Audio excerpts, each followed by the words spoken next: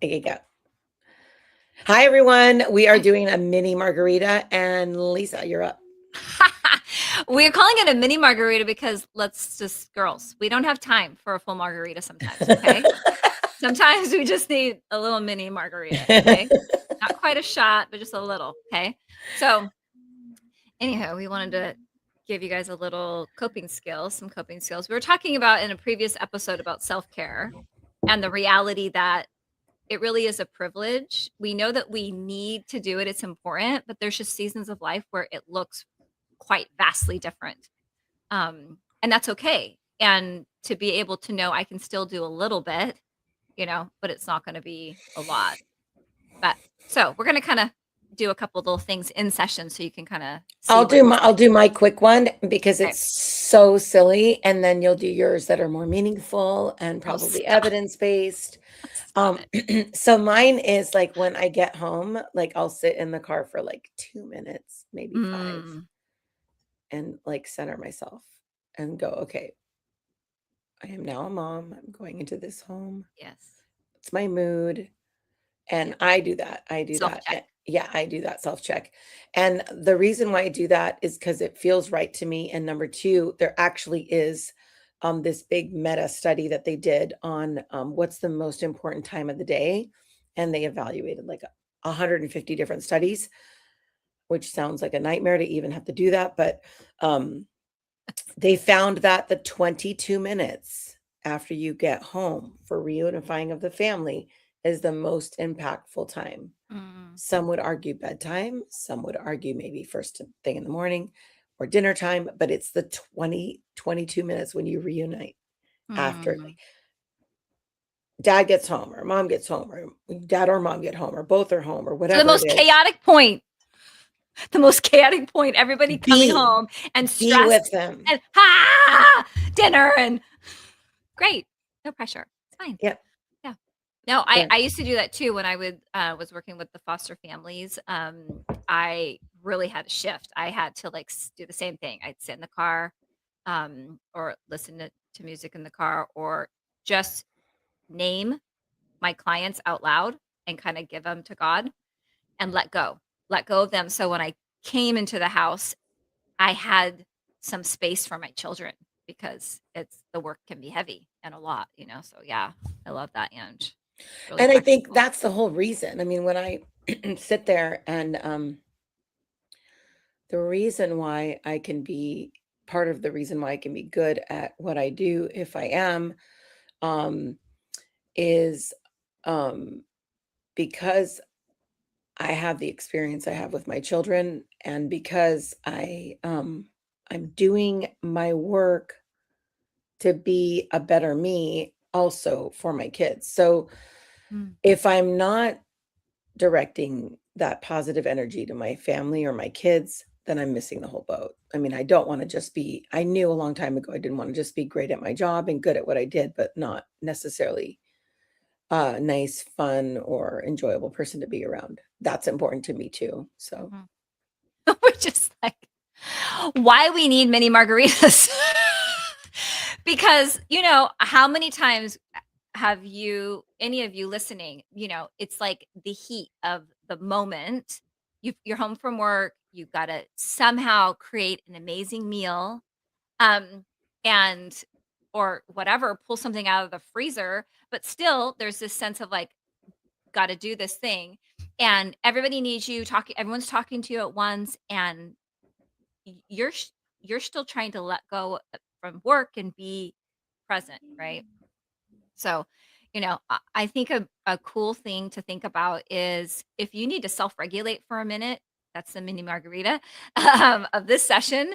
Um, you can pull your kids into that too, of like, okay, oh, I love family, that. I love right? that. Like, hold a second. Like, it's a lot, right? It's a lot of noise, or it's really loud, or whatever. Let's just take 1 second. Have you ever done this in car rides?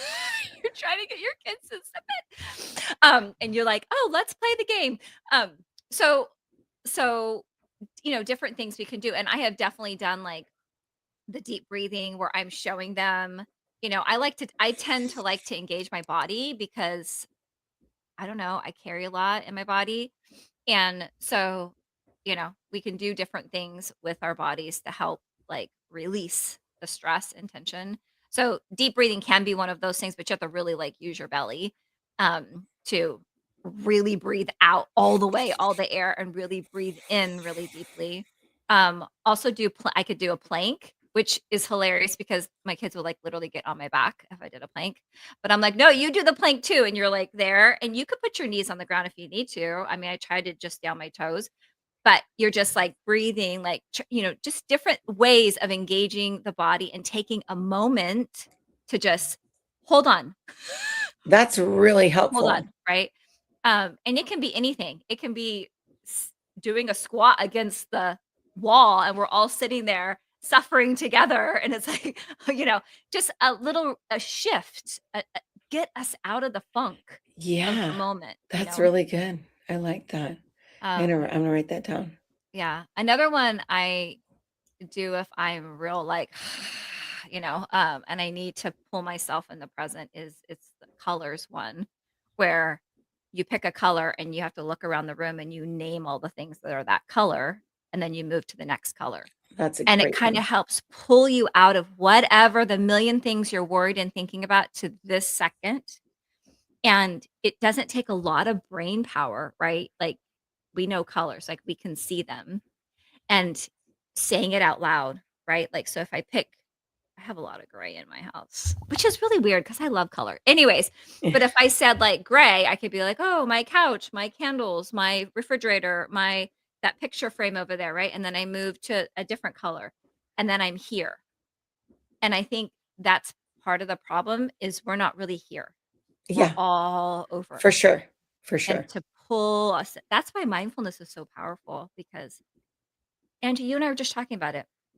Our lives are so packed that it's like we've had to do this practice of like, just be right here in this moment, right? Yeah, Not that's why into the 50 other things. that's my number one answer when people say like, "How do you do it? I don't know how you do it." I say that I am where I am when I'm there doing what I'm doing. Like that is who I am, what I'm doing right now.